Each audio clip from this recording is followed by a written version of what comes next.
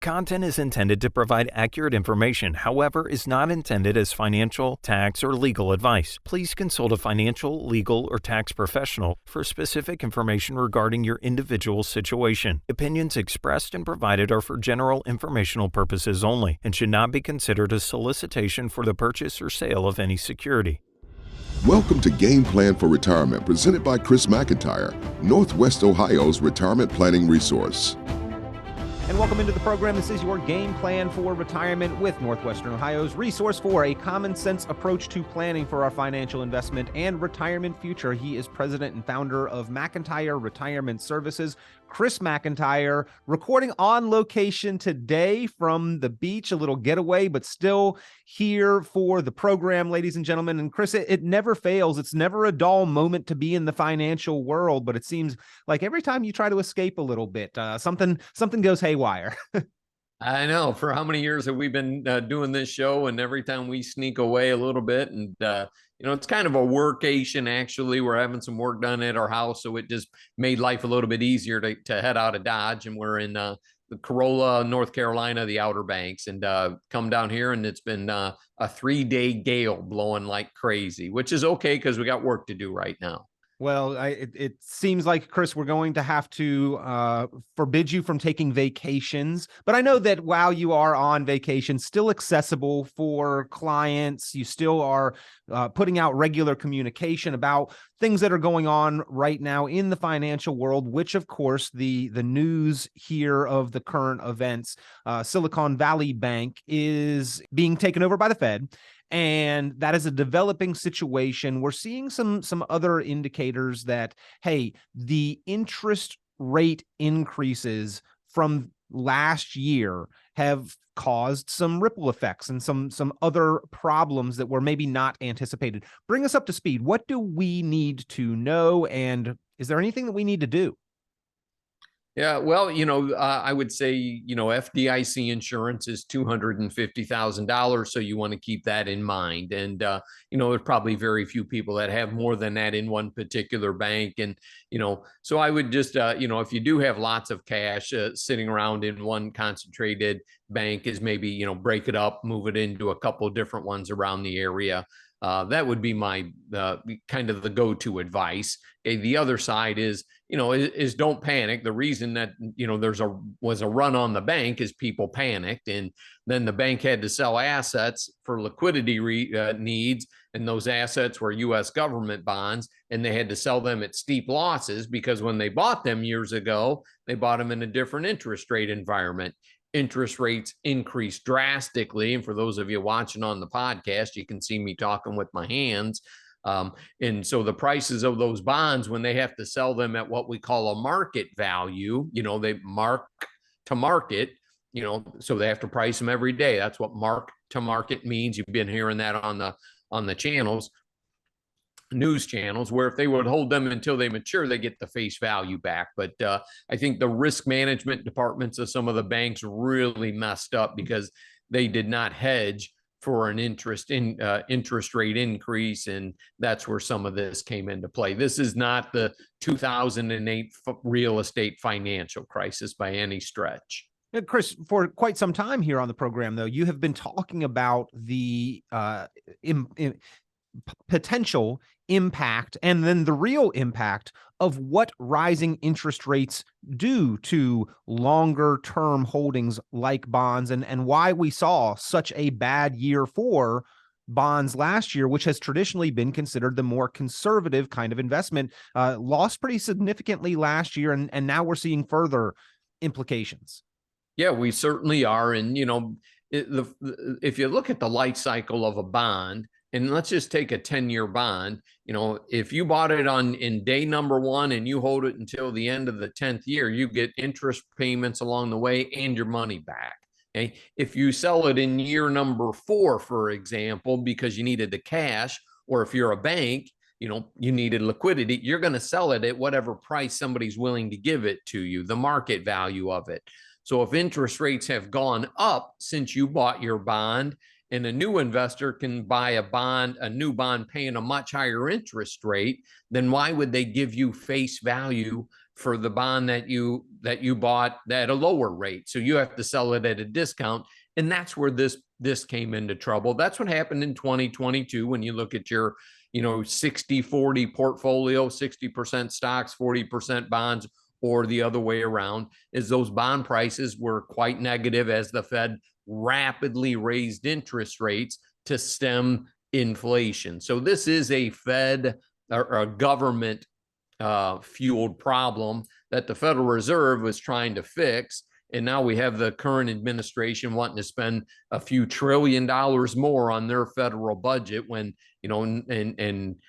cancel student loan debts, which is going to do nothing but flood the market with more money right now. So, you can blame the government for creating this problem, in my personal opinion. Well, if you have concerns about your portfolio, about the market volatility, about the amount of risk that you have in your investments and positions, if you would like to take a look and review your comprehensive plan, pick up the phone and give Chris McIntire a call, 800-868-1194. That's 800-868-1194, 800-868-1194. You can also be in touch and request that time and opportunity, a quick phone call, or that comprehensive complimentary, no cost, no obligation review on the website, McIntireRetirementServices.com, McIntireRetirementServices.com, or again, 800-868-1194. Chris, in a quick update that you had sent out as kind of the news was breaking about Silicon Valley Bank, you had mentioned that the insurance industry actually is better positioned, that they had put in place safeguards against this kind of run on liquidity. Can you explain why we have different options for money that we don't want to take risk with, and where those safeguards in place are maybe stabilizing one type within the insurance industry, whereas they have caused some issues in the banking industry?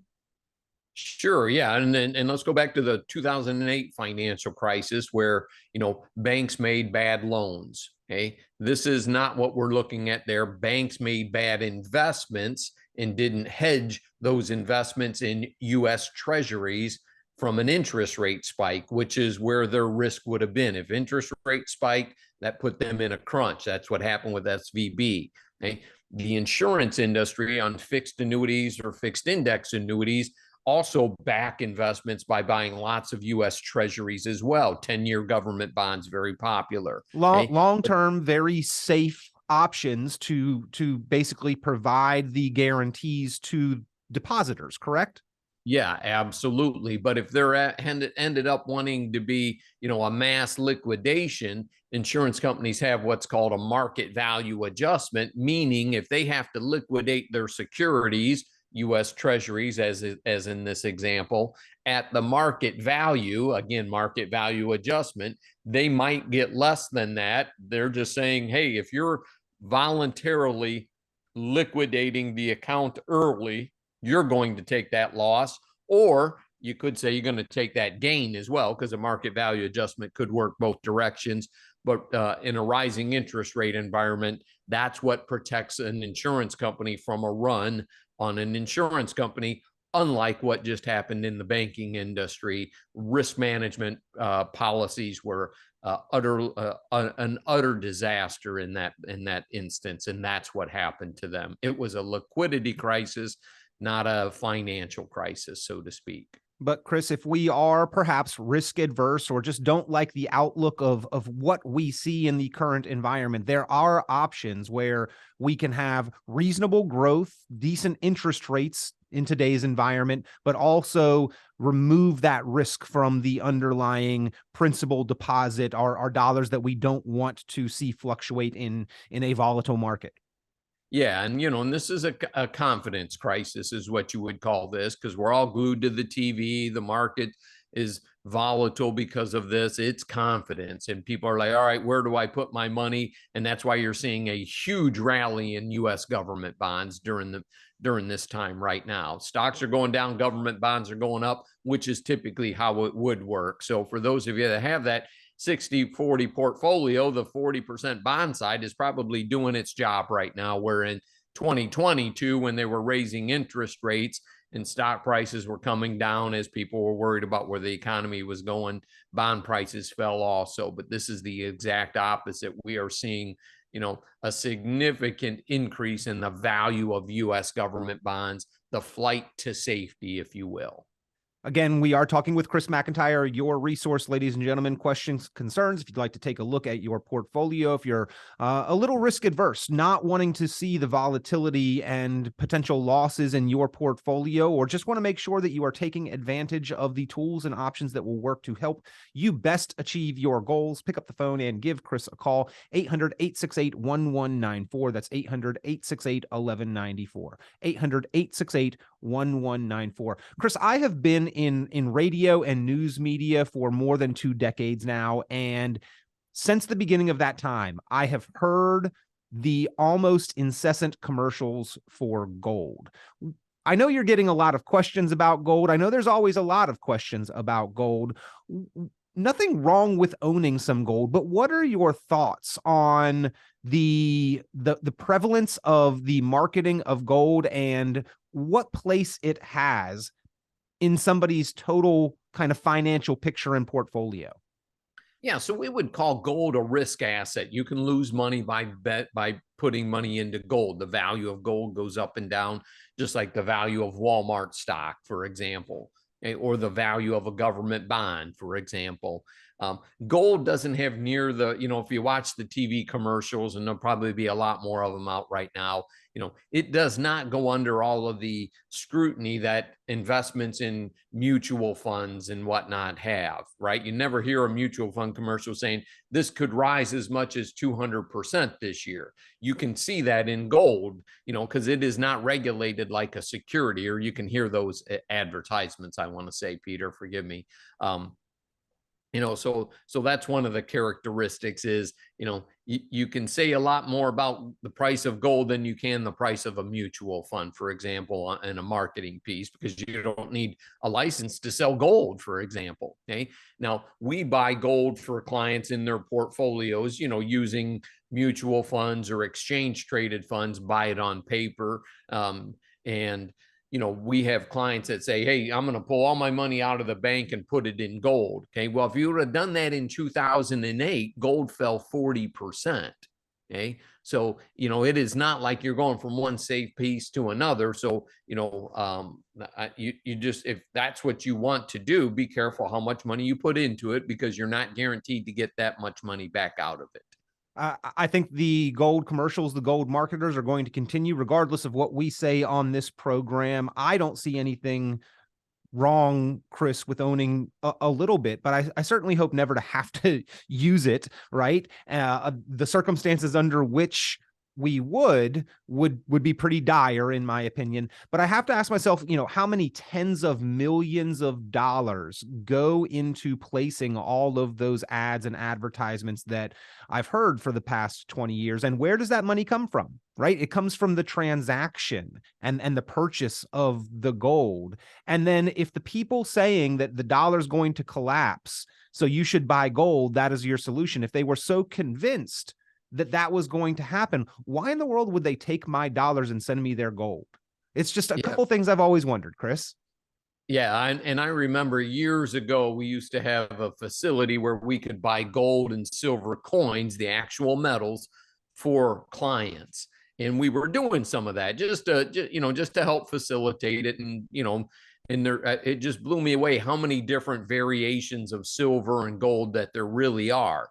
And then when we would help the clients with the transaction, we do it right in front of them. And then we would have to go to this other little box, and it would say, what is your markup on it? What do you want to make on it? 1, 2, 3, 4, 5%, and the clients were like, oh my God, I had no idea. I'm like, yeah, that's, it's what you see it on TV is not what you're going to pay for it, and again, that's probably part of that, the overall concept here is probably should be some more transparency in that. I think that would probably do everybody well. And, but Peter, you go back and say, do we use this as part of a portfolio? Well, yeah, absolutely. You could have gold in a portfolio. It's a commodity. So, there's actually portfolios we use for clients called the Golden Butterfly. It's got a 20% allocation of gold, 40% in stocks and 40% in bonds. So you could say stocks on a wing, bonds on a wing, and gold in the middle, the golden butterfly.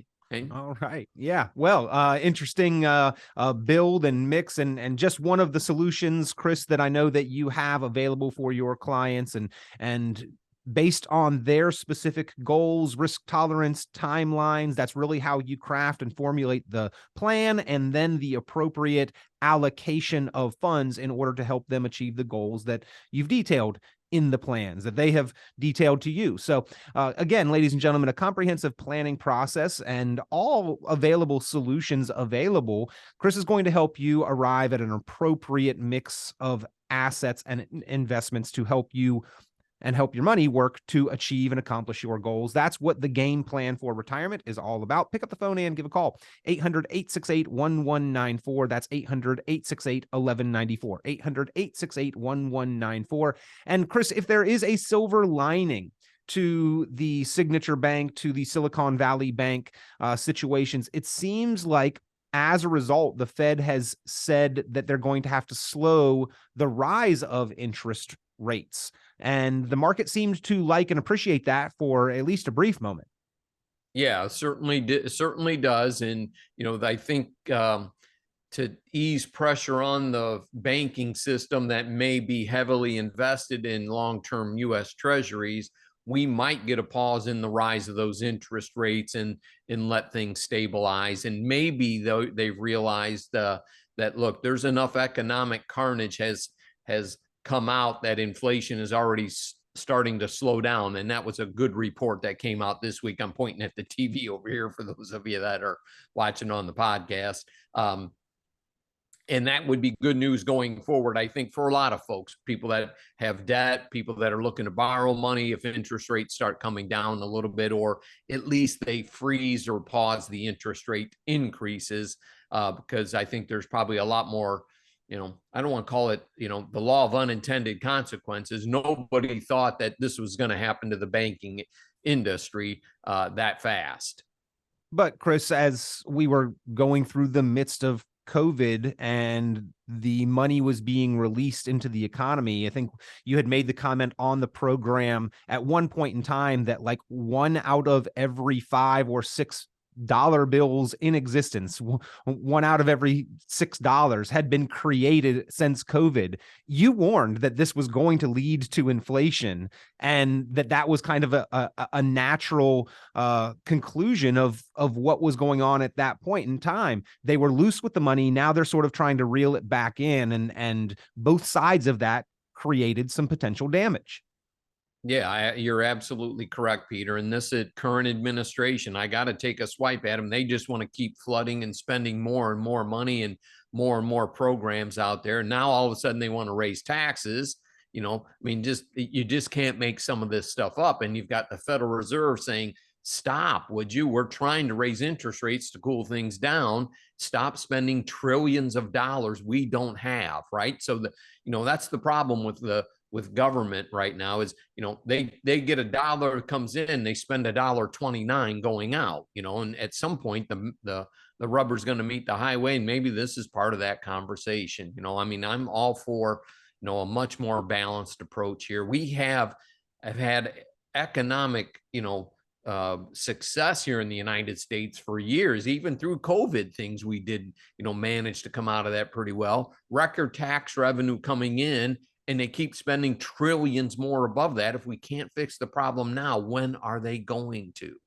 Chris, you're a self-proclaimed tax geek, and when putting client plans together, always striving to take a proactive look at taxes and controlling those taxes for your clients. What do you see as far as the future of taxes, and what does that mean for your clients? I think we're going to be looking at the potential of further tax increases based on, what happens in the next election. Probably not going to be a lot happens between now and then. You have Republicans that control the House right now. So there's some checks and balances where maybe not a lot will get done. But again, I guess we could say, hey, prior to, last year's election, the Democrats had the House, the Senate, and the presidency, and did not pass any tax increases. President Trump passed tax cuts when he was in office. Those will sunset in 2026. So I guess you could say we have scheduled tax increases on the books right now if they aren't extended out another 10 years. And those are pretty significant. That was middle class stuff there. That was not, the corporate tax cuts also came down, and people can complain about that, but it's like, look how many more companies came back to the United States and how much hiring got done by that. Corporations and whatnot do much better job with their money and expanding the economy than a government bureaucracy ever will. Chris, we talked about principal protected investment options for clients who are risk adverse. What are you suggesting for clients who may be tax adverse? Yeah, well, if we get a pretty good correction here in the market, that'd be a good time to look at Roth conversions. Let's say, for example, I think we're using Walmart stock as an example. If it falls down in value and you own it in your IRA, you can move it over into your Roth, pay tax on less dollars, okay, because it's down in value, and then let it recover inside your Roth IRA. So that certainly is a good thing. I'm a big proponent of the cash value inside life insurance policies as well. That's got some special tax considerations that work well for folks, especially high income folks that might not be able to contribute into Roth IRAs and that sort of thing. So there's a number of different avenues that we do like to help clients position. We might look at municipal bonds and things like that a little bit later on in the year as well. Always opportunity for appropriately positioned and proactive planners. And that's what Chris McIntire works to help his clients identify and then execute on. And if you have questions or concerns about your financial, your investment, your retirement plan, your accounts, your positions, your allocation, pick up the phone and give Chris a call. He does offer that complimentary, no cost, no obligation game plan for retirement review strategy session, and to put the written game plan for retirement together for you. He will help you review and analyze, better understand the risks that you are taking, the fees that you're paying, the taxes that you may be liable for, when and how to claim and collect to optimize Social Security, and the order of operations to access additional accounts to optimize retirement and income. Pick up the phone and give Chris McIntire a call, 800-868-1194. That's 800-868-1194. You can also visit online, McIntire Retirement Services.com, and easy to get in touch there. Just click that connect with us button, and you can be put in touch with Chris and the team there at McIntire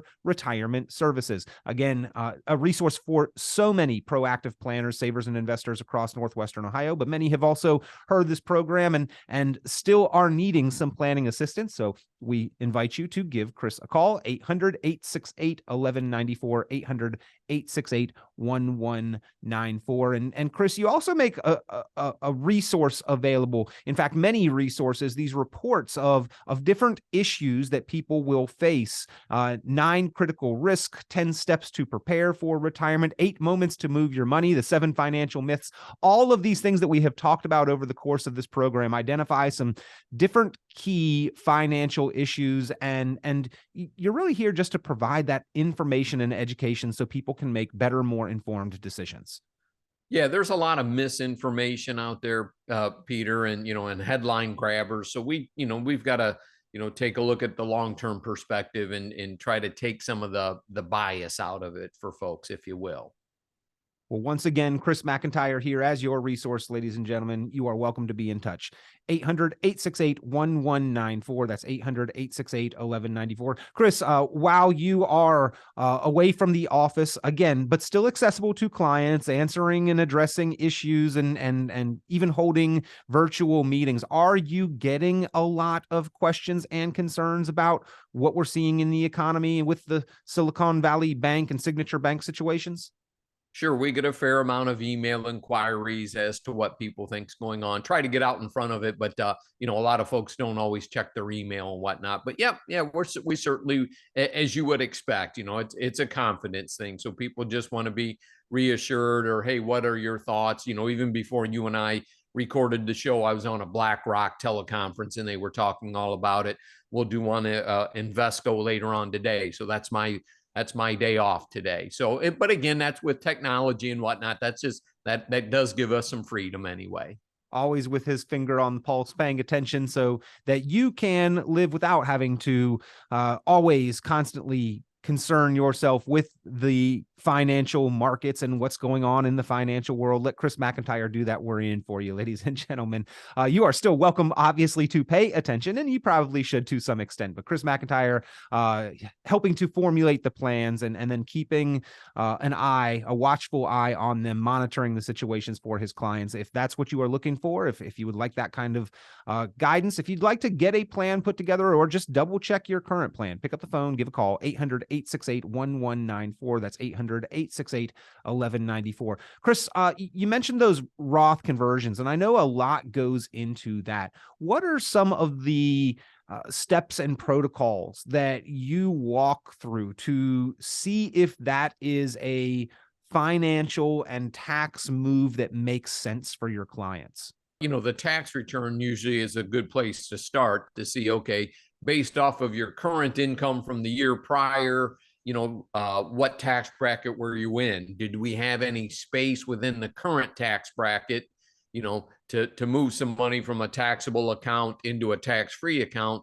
without going into the next tax bracket, for example? So, let's say you had $18,000 more you could move, and you were still in the 12% tax bracket. All right, does that part of it make sense? And some of that is, what do you want to use this money for yourselves? Are you using this to pass on to your beneficiaries who may be in a much higher income tax bracket than mom and dad are? Okay, that's another consideration, is what tax bracket are they in? What do they want to use the money for? And what do if they're wanting to pass it on to their kids tax free, then what type of tax situation are they looking at? And so, a lot of different considerations for sure. Yep. And I like, as you said, I'm a tax geek, and, I think if we were to ask all our listeners today, how many of you think income taxes are going to go up in the future? Everybody would raise their hand. They would be correct, because they are in 2026. But Chris, my tax return looks very different than my mother, brother, or neighbor. So while you're saying this is a good time to consider these moves, it is definitely a very, very specifically individual kind of consideration. It's just that the environment that we are in right now makes it a very optimal, good time to consider managing taxes to the extent that we can. Yeah, you're absolutely right. And, if we were having a normal year where we didn't have a lot of volatility in the market, we would probably be looking at Roth conversions closer toward the end of the year, where everybody knew where their income already was for the year. So you have to make you got to be flexible and react to the economic challenges of the time, if you will, or the economic opportunities, probably a better word. Again, keeping that watchful eye out to identify those opportunities for you, ladies and gentlemen. He is Chris McIntire, president and founder of McIntire Retirement Services. And if you would like to have a resource to help you formulate the plan, to implement and execute the plan, to identify those opportunities, pick up the phone, give a call, 800-868-1194. That's 800-868-1194. You can visit online, get in touch that way at McIntireRetirementServices.com. Email Chris at McIntireRetirementServices.com. And Chris, we appreciate the perspective, the levity, and always the time with you here on the program. Thank you for the information. Hey, my pleasure, Peter. Thanks, everybody. Hang in there. Tune into Chris McIntire's full radio program and visit McIntireRetirementServices.com for many additional valuable resources, including other great episodes of Game Plan for Retirement with Chris McIntyre. Be sure to subscribe.